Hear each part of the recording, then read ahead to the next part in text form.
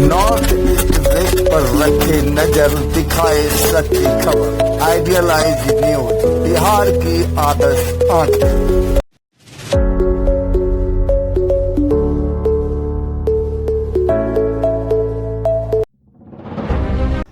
नमस्कार, प्रणाम, सलाम, सत श्री अकाल। मैं हूं शशिकांत और आइडियलाइज न्यूज के विशेष कार्यक्रम रूबरू। जैसा कि आप तमाम सुधी दर्शक को पता है कि रूबरू में मैं प्रत्येक सप्ताह किसी न किसी समाजसेवी, पत्रकार, साहित्यकार और कलाकार को लेकर के आ रहा हूं। और इसी कड़ी में आज मैं एक ऐसी समाज सेविका को लेकर के आ रहा हूं आपके बीच में जो किसी परिचय के मोहताज नहीं। ये महिला रहते हुए भी इन्होंने यह साबित कर दिया है कि हम भी किसी से कम तो नहीं, तूफान उठाकर मानेंगे, दुनिया को बदलने आए हैं, दुनिया को बदल कर मानेंगे। जी हाँ, मैं बातें कर रहा हूँ उनका, जिन्होंने न सिर्फ अपने दुनिया को बदलने का काम किया है, बल्कि वैसे छोटे छोटे नौनिहाल बच्चों का दुनिया बदलने का काम किया है जो शिक्षा से कोसों दूर थे। वैसे लोगों का दुनिया बदलने का काम किया है जो ठगी के शिकार हो रहे थे, उनको ठगने से बचाया है। वैसे लोगों का दुनिया बदलने का इन्होंने काम किया है जिनको कोई पूछने वाला नहीं था। तो जी हाँ, मैं बातें कर रहा हूँ गुंजा बेगानी जी का। तो गुंजा बेगानी जी शहर की जानी मानी मशहूर उद्योगपति भी हैं और समाज सेविका भी हैं। तो आइए इनसे बातचीत करते हैं, मुखातिब होते हैं। स्वागत है आपका आइडियलाइज न्यूज़ के रूबरू में। मैडम, आप किसी परिचय के मोहताज तो नहीं, फिर भी चाहूंगा कि हमारे सुधी दर्शकों को एक संक्षिप्त परिचय दिया जाए। मेरा नाम गुंजा बेगानी, मैं बिजनेस वुमन के साथ साथ समाज सेवी भी हूँ इस पूर्णिया में। मैम, आप मारवाड़ी समाज से आती हैं और मारवाड़ी समाज उद्योगपति होते हैं, उद्योग के क्षेत्र में बहुत ज़्यादा आगे होते हैं। आप भी संयोग से उद्योगपति हैं और आपका व्यवसाय चलता है। फिर आपके दिल में ये कैसे आया कि उद्योग के साथ साथ मुझे समाज सेवा करना है, और कब आ गया है? बात ये हुई कि जब मैंने बिजनेस ज्वाइन किया तो उसके पहले तो मैं एक नॉर्मल हाउसवाइफ थी। देखी कि बहुत महिला ऐसी होती है जिनको एक मौके की तलाश होती है, मगर हम लोग नहीं देते हैं। तो मेरे को लगा कि मैं समाज में आके उन महिलाओं के लिए आगे अग्रसर बनूं जो हमको देख के वो अपने घर से निकले और अपने जो मुकाम हासिल करना चाहती है उसमें वो अपने मुकाम हासिल करे। बहुत गृहिणी है, जो कोई पेंटर है, कोई या कराना, कोई मेहंदी के कलाकार में है, कोई बिजनेस में है, कोई या कराना पार्लर के में है, कोई या कर कुछ बनाती है, जैसे लकड़ी का हुआ। बहुत सारी महिलाएं ऐसी है जिनको बहुत ही आकर रहना स्किल पावर बहुत अच्छा है, बट वो किसी कारणवश आधा घर से नहीं निकल पाती है। तो मैंने सोचा कि आज मैं ही शुरुआत करती हूँ घर से। बिजनेस में ही देख लीजिए, हमारे बिहार में जिस क्षेत्र में बिजनेस करती हूँ उसमें महिलाएं बहुत कम है। कम क्या, बहुत ना के बरोबर है, क्योंकि पहले से ही घर से बोल दिया जाता है ये व्यापार आपके टाइप का नहीं है, आप नहीं कर सकते। किसने कहा? यहाँ तो कहीं लिखा हुआ है क्या कि कोई भी बिजनेस सिर्फ पुरुष ही करेंगे, महिला नहीं कर सकती है, या महिला ही करेगी, पुरुष नहीं कर सकते? कोई भी बिजनेस हो, दोनों कर सकते हैं, वो करने की क्षमता के ऊपर डिपेंड है। तो बस मैंने यही लेके अपनी शुरुआत की ताकि महिलाओं को प्रोत्साहन मिले और आगे बढ़े। यानी नारी उत्थान को देखते हुए आपने ये कदम उठाया। तो मैडम, मैं चाहूँगा कि अब तक आपने जो नारी उत्थान के लिए काम किया है या समाज के लिए काम किया है, तो मैं चाहूँगा संक्षिप्त विवरण हमारे सुधी दर्शक को दिया जाए। सर्वप्रथम मैं देखी बहुतों महिलाएं आकर ना आज भी अपने घर में टॉर्चर झेलती है, मगर कोई कुछ नहीं बोलती है। किसी को फैमिली का चिंता है, किसी को अपने हस्बैंड का रेपुटेशन का चिंता है, और वो घुट घुट के अपने घर में रहती है।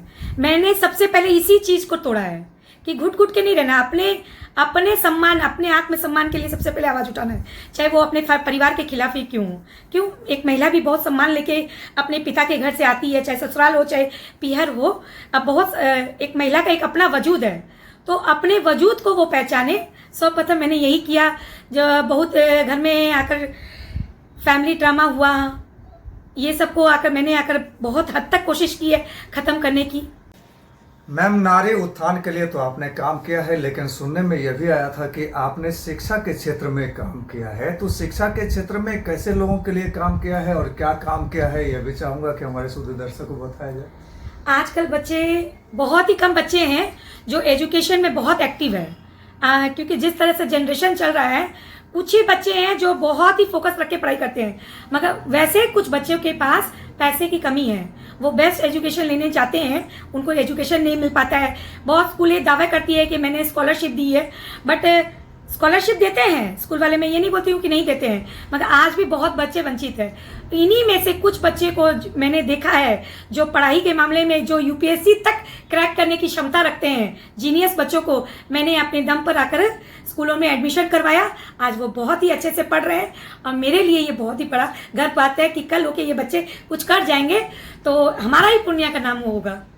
मैम, ये अच्छी बात है कि आपने एजुकेशन के लिए कदम उठाया और इतना काम किया, लेकिन आज भी बहुत सारे लोग बहुत सारे बच्चे शिक्षा से वंचित हैं। उनके माता पिता ये नहीं चाहते हैं कि बच्चे हमारे पढ़ें, उनको बाल मजदूरी में लगा देते हैं। तो इन चीज़ों पर कैसे रोक लगे? समय समय पर हम लोग आना छोटा छोटा एक आना कैंप लगा ही रहे हैं ताकि माँ बाप जागरूक हो कि पढ़ाई का मूल्य क्या है। अभी के समय अपनी नीड्स पूरी करने के चक्कर में महंगाई देखते हुए, चाहे जो भी हो, परिवार में कमाई नहीं होने के कारण अपने बच्चों को झोंक रहे हैं मजदूरी के लिए, मगर वो अपने बच्चों का भविष्य खतरे में कर रहे हैं। आज तो वो कमा लेंगे, आने वाले समय में ये कमाई के लायक नहीं, वो लेबर कुली ही बन के रह जाएंगे। मगर हम लोग छोटे छोटे कैंप लगा के बच्चों को शिक्षा के प्रति जागरूक कर रहे हैं ताकि बच्चे, काफ़ी बच्चे आगे आ भी रहे हैं और आने वाले समय में पूरा उम्मीद है कि बच्चे अपने आप को खुद पहचानेंगे कि हमको एजुकेशन कितना इम्पोर्टेंट है और वो पढ़ाई करेंगे। आखिर वो क्या कारण हो जाता है जबकि सरकार की तरफ से फ्री शिक्षा दिया जाता है, उनको जो है कपड़ा दिया जाता है, सब कुछ दिया जाता है सरकार की तरफ से, फिर भी माता पिता उन्हें पढ़ाना नहीं चाहते हैं? आखिर क्यों? इसके पीछे क्या कारण हो सकता है मैडम? माता पिता का तो सोशल एक्टिविस्ट है। नहीं, माता पिता को तो मैं नहीं बोलूंगी कि मैंने नहीं देखा है कि माता पिता पढ़ाने, क्योंकि आजकल के बच्चों की, जैसे पहले के बच्चे हैं ना, एक जोड़ी कपड़े में भी बहुत खुश रहते थे। आजकल फैशन का जो दौर चला है, बच्चे को वो फैशन के दौर में 10 रकम के कपड़े, एंड्रॉयड फोन, 10 रकम के गॉगल्स, 10 रकम के जूते पहनने के चक्कर में ये आकर ये खुद लेबर कुली बनने के, माता पिता को दोष देना बेकार है। क्योंकि माता पिता तो उतने ही नीड्स पूरी कर पाएंगे ना। बच्चे को एक चाहिए खाना, कपड़ा, मकान, माता पिता तो पूर्ति कर रहे हैं, मगर बच्चे को चाहिए एक जोड़ी नहीं, हमको 10 जोड़ी चाहिए। तो उसके लिए तो बच्चे कट रहे हैं, वो अपने जरूरत के लिए कट रहे हैं और अपनी जिंदगी के साथ वो खुद खिलवाड़ कर रहे हैं। मैडम, बाल मजदूरी पर रोक लगाई गई है सरकार की तरफ से, लेकिन आए दिन खुलेआम देखा जाता है, चाहे वो आप कचहरी चले जाए या किसी भी जगह चले जाए, बहुत सारे गैरेज में बच्चे काम करते नजर आते हैं, बहुत सारे दुकान में बच्चे काम करते नजर आते हैं। तो इन चीज़ों पर आप जैसे सोशल एक्टिविस्ट कैसे रोक लगा सकती हैं और क्या कदम होने चाहिए? जहाँ तक मेरी बात है, मैंने जहाँ जहाँ बच्चे, छोटे बच्चे को देखा, मैंने तो सबसे पहले, क्यों स्कूल नहीं जाते हो? जब सरकार इतना सुविधा दी है, स्कूल की फीस नहीं लगती है, तुमको कॉपी किताब फ्री में मिल रही है, खाना तक मिल रहा है, तो स्कूल क्यों नहीं जाते हो? बच्चे मुस्कुरा देते हैं। अब ये बच्चे को रखने वाले का सबसे बड़ा गलती, जबकि आप रख रहे हैं बच्चे को तो किस बेसिक पे रहेगा? कानूनी जुल्म है। तो हमारी जो प्रशासन है इस बात के लिए एक्शन क्यों नहीं ले रही है? ये तो मैं प्रशासन के ऊपर सवाल है, सीधा सवाल। तो यानी प्रशासन को एक्शन लेना चाहिए, एकदम लेना चाहिए। अब बाल मजदूरी पर जब सरकार ने पूरी रोक लगा रखी है, तो बाल मजदूरी पर आपने जहां आप देख रहे हैं, आप वहां सवाल क्यों नहीं कर रहे हैं? हम लोग तो कर रहे हैं। अब हम लोग से ज्यादा तो एक्शन तो प्रशासन लेगा ना, हम तो नहीं ले सकते। हम बोल सकते हैं, मैंने तो लिया है, बहुत जगह बात किया है कि आपने क्यों रखा, ये तो इलीगल है। मैडम, बहुत सारी लड़कियों, चूंकि आप महिला उत्थान के लिए काम करती हैं, तो इसलिए आपसे सीधा सवाल हमारा बनता है कि बहुत सारी बच्चियां आज भी बाल विवाह की शिकार हो रही है, जबकि बहुत सुधार भी हुआ है, लेकिन आज भी रेशियो ये देखा जाए कि सीमांचल क्षेत्र में सबसे अधिक पूर्णिया जिला में बाल विवाह हो रहा है। तो इन चीज़ों पर कैसे रोक लगे, जबकि सरकार कॉन्शस है, समाज सेविकाएं कॉन्शस हैं, फिर भी बाल विवाह हो रहा? तो इन चीज़ों पर कैसे रोक लगना चाहिए और क्या कदम होना चाहिए हमारे, आपके या समाज के लोगों के? देखिए, इसमें तो एजुकेशन की कमी कहेंगे। जिन माता पिता में एजुकेशन की कमी है, वो बच्चे ये नहीं समझ रहे हैं कि कम एज में बच्चियों की शादी करके कम एज में आकर उनके बच्चे हो जाते हैं, उनकी वो 25-30 की उम्र में ही 60 साल की लगने लगती है। ये तो सरासर माँ बाप का दोष है कि बच्चों को इस तरह, लड़कियों को खासकर आना झोंक देते हैं चूल्हे में। आज हिंदुस्तान हमारा, महिलाएं पुरुष से तुलना में महिलाएं कितने आगे बढ़ गई है। तो ये तो एजुकेशन की कमी है साफ तौर पर, और समझदारी रखनी नहीं है पेरेंट्स को कि हमको करनी नहीं है, कोई अच्छा लड़का दिखा नहीं, मेरी बेटी का जिंदगी संवर जाएगा, मेरी बेटी का जिंदगी संवर रहा है कि बिगड़ रहा है, ये तो बेटी ना डिसाइड करेगी। बेटी का सुन ही कहाँ रहा है लोग। और दो फैक्टर सामने आए हैं, जैसे कि जब मैं भी क्षेत्र में घूम रहा था तो दो फैक्टर सामने आए हैं, उस पर कैसे रोक लगे। जैसे एक फैक्टर आया है कि लोगों का कहना है कि एंड्रॉइड मोबाइल देखती है बेटी, रात में बात करती है और किसी से बात हो जाता है, भाग जाएगी तो इससे पहले विवाह ही कर दिया जाए। तो इस समस्या का समाधान कैसे निकाला जा सकता है घर में? एंड्रॉइड मोबाइल की समस्या तो बहुत बड़ी समस्या है। ये तो समझ लीजिए ना, दीमक की तरह समाज को खराब कर रही है। ये समस्या तो बस जागरूक करने ही पड़ेगा। जगह जगह समाज सेवी हो चाहे सरकार को कैंप लगा के बच्चों को जागरूक करना होगा कि एंड्रॉइड मोबाइल कितना हद तक इस्तेमाल करना चाहिए। ये तो जागरूकता के बच्चे तो जागरूक नहीं हैं, बच्चे गलतियां कर जाते हैं, लेकिन गार्जियन कैसे जागरूक हों? वो एंड्रॉइड मोबाइल का एक बहाना बनाते हैं और बाल विवाह करवा देते हैं, तो उनको कैसे जागरूक? नहीं, बहाना तो नहीं करते हैं। बात तो सही है कि एंड्रॉइड मोबाइल जब से आया है, एंड्रॉइड मोबाइल बच्चियां हो चाहे लड़के हो चाहे लड़कियां हैं, दोनों काफी हद से कम एज में ही एडल्ट हो जा रहे हैं, कम एज में, क्योंकि पूरी दुनिया का सारा 9-17 तो इनको ये एंड्रॉइड मोबाइल समझ जाता था पहले। आज हमारे ही शादी के टाइम में हम लोग को अक्ल नहीं था, भले हम साइंस के स्टूडेंट थे, हम तभी वो उतना अक्ल नहीं था, मगर आज की बच्चियों को 12 साल की बच्ची को सब कुछ अक्ल है, सफिशियंट है। क्यों? तो ये एंड्रॉइड का जमाना है। अब एंड्रॉइड के ज़माने के लिए तो हम लोग को थोड़ा सा एक विशेषकर अभियान चालू करना पड़ेगा, जिसमें हम लोग आकर कम एज की बच्चियों पर फुल फोकस करना चाहिए कि किस तब जाके ये अभियान कामयाब होगा। ये तो दीमक की तरह समाज को चाट रहा है एंड्रॉइड फ़ोन।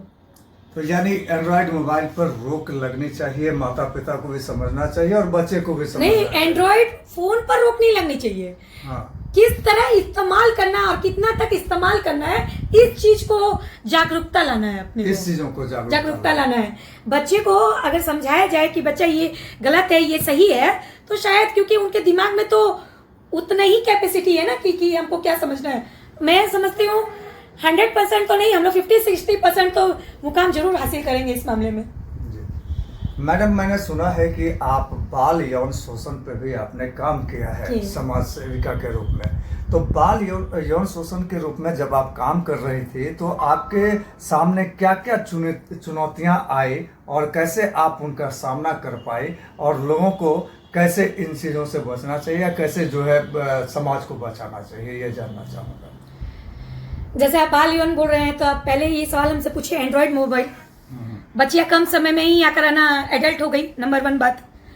अब क्या है, ये एंड्रॉइड फोन केवल बच्चियों और बच्चों के लिए नहीं, ये एडल्ट पर्सन को भी दिमाग खराब कर रखी है। हाँ, रिश्ते नाते सब भूल गए लोग, कौन बहन है, कौन भाई है, कौन पिता है, कौन चाचा है, ये सारे रिश्ते खत्म हो गए आज के डेट में। पहले हम लोग हिंदू मुस्लिम करते थे, अब तो कोई भी नहीं है, सब बराबर हो गए, सब बराबर हो गए। पूर्णिया में मैंने खुद ये सब केस लड़ा है, केस में मैंने सजा भी दी, मैं नाम नहीं बोलूंगी। पिता ने बेटी का रेप किया, चाचा ने भतीजी का रेप किया, है ना, फूफा ने अपनी भगनी का रेप किया, नहीं होता है। मतलब इस तरह के केसेस मैंने बहुत देखे हैं। ठीक है, भगनी क्या एज की है तो 11 साल की, कोई कितने की साल की है तो 14 साल की, ये केस मैंने खुद देखा है। तो किस हालत में, तो नशे की दुर्त हालत में। जबकि हम ये नशा का बात हुआ है तो मैं ये भी बोलती हूँ, जबकि बिहार में दारू बंद है, शराब पूर्णतः बंद है, फिर भी खुलेआम दारू आज मिल रही है सबको। भाई कैसे मिल रही है? इसका मतलब हमारी प्रशासन टाइट नहीं है। यहाँ तो सीधा खुलेआम तो ये बात है, प्रशासन टाइट नहीं है। अगर किसी दारूबाज को पकड़ भी लेती है 1000-2000 रुपया देके छोड़ देती है, इसका मतलब तो सरासर हम प्रशासन को दोष देंगे।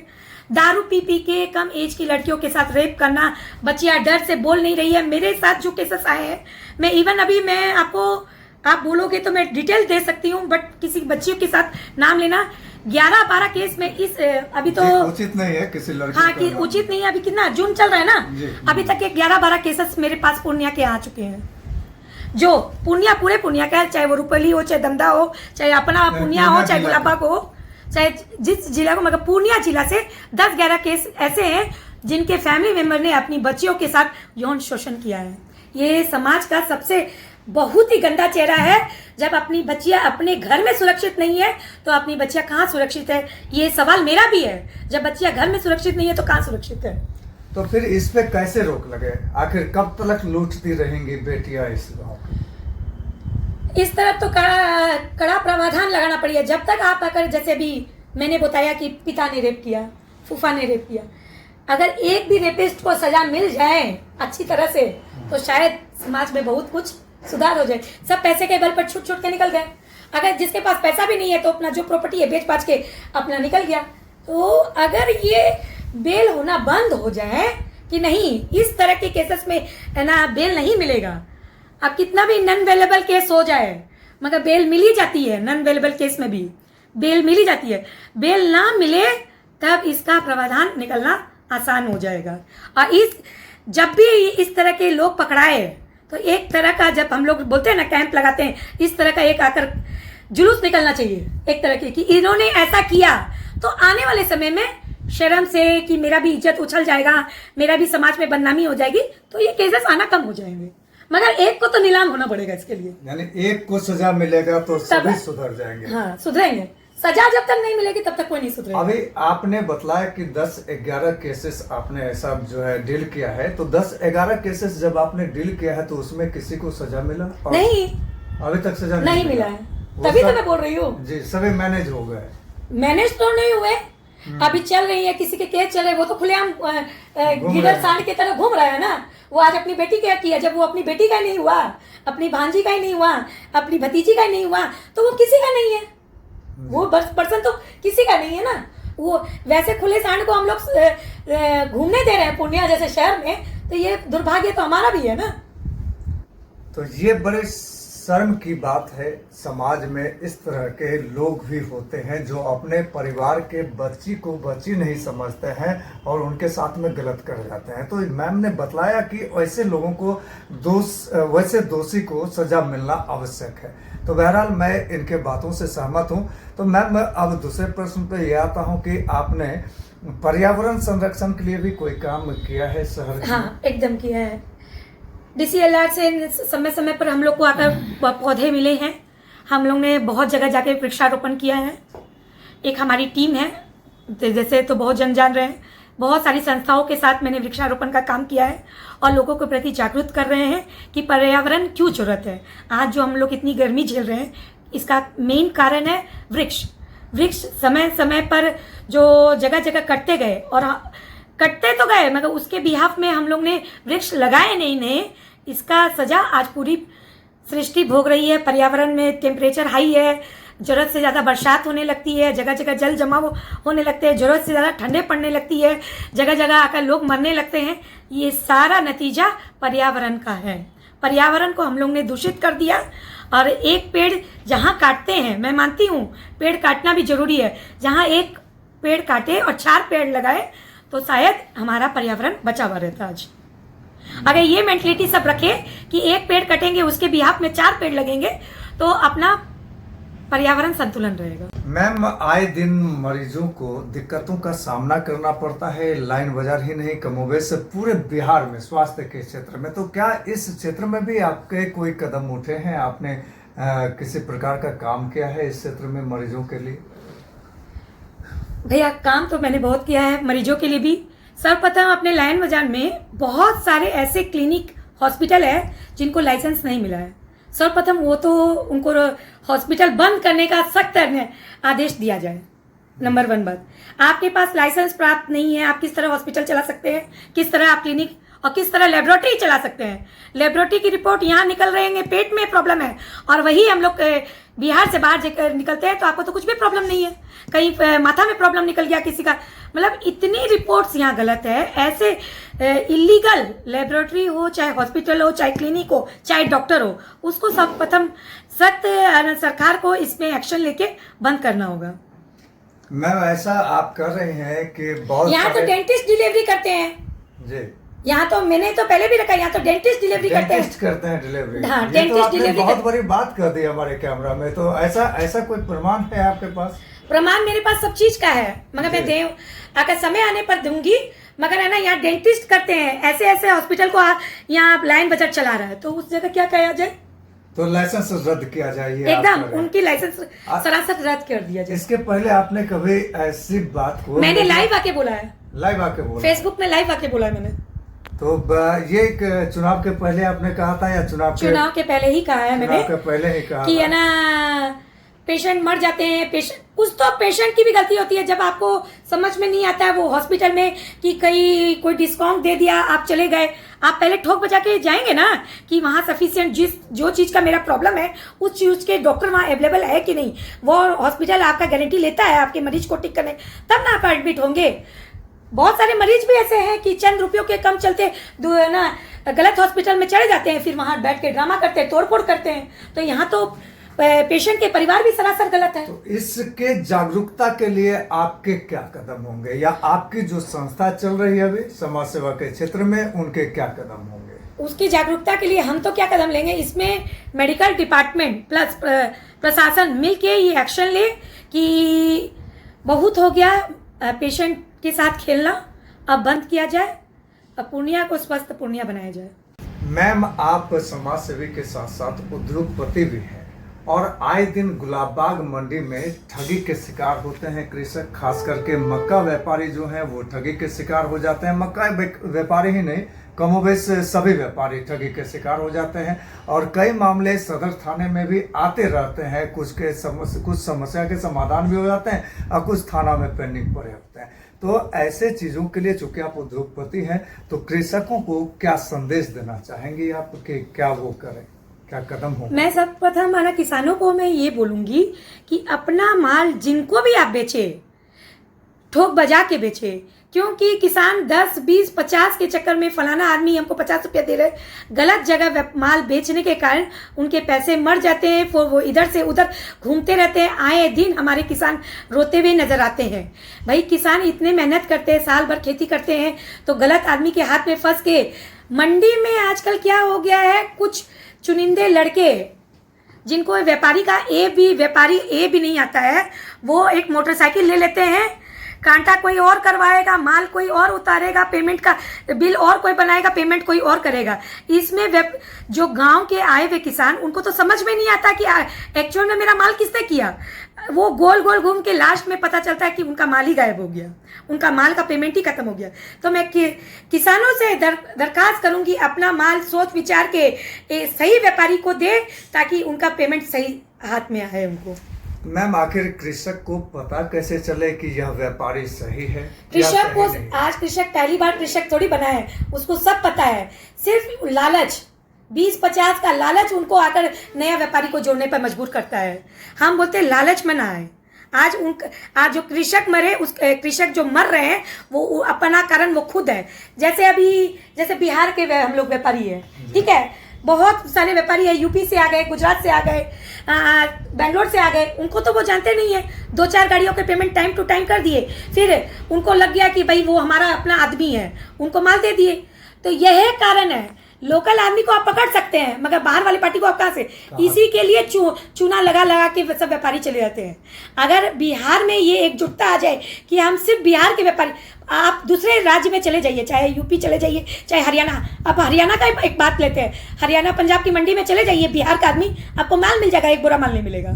तो बिहार का व्यापारी क्यों इतना दरफर रहता है कि ये आकर दूसरे व्यापारी को माल देने के लिए, दूसरे राज्य के व्यापारी? तो बिहार में भी तो ये एकजुटता होना चाहिए। हम जिस व्यापारी को देंगे, हमने बिहार के व्यापारी को देंगे। वो क्यों नया व्यापारी चुनता है? आप जाके गुजरात से माल लेके आ जाइए, आप जाके तमिलनाडु से माल लेके आ जाइए, तो मैं मान जाऊंगी। नहीं ला पाएंगे आप। तो बिहार वाले को इतना क्रेज क्यों है दूसरे राज्य से काम करने का? अपने राज्य में दीजिए। अगर यहाँ किसान भी दोषी है अपने राज्य, फिर बोलते किसान को सरकार देखती नहीं है। समय समय पर किसान को सरकार अच्छे से देख रही है, हर एक चीज की सुविधा दे रही है, उसके बाद भी किसान को आकर संतुष्टि नहीं है। आज मकई का रेट बढ़ गया, धान का रेट बढ़ गया, संतुष्टिपूर्ण रेट मिल रहा है, उसके बाद भी किसान संतुष्ट क्यों नहीं है? तो कारण ये है कि वो अपने राज्य को बढ़ाकर दूसरे राज्य को प्रमोट कर रहे हैं। इसी के चलते आज वो डिमोशन में जा रहे हैं। अब आखिरी सवाल, चूंकि समय अभाव है इसलिए आपसे आखिरी सवाल मैं कर रहा हूँ कि ऐसे महिलाओं के लिए आप क्या संदेश देना चाहेंगी जो महिलाएं समाज सेवा से चिढ़ती हैं और समाज सेवा में आना नहीं चाहती, या समाज सेवा कर रही महिलाओं को वो गलत है दृष्टि से देखना चाहती हैं, या वैसे महिलाओं को क्या संदेश देना चाहेंगी जो घर में ही सिमट के रह जाती है? वो चाहती तो है बहुत कुछ करना, लेकिन कर नहीं पाते हैं। तो मैं सभी महिलाओं से ये निवेदन करूंगी कि आप एक महिला है, आप महिला को नहीं समझेंगे तो कौन समझेगा।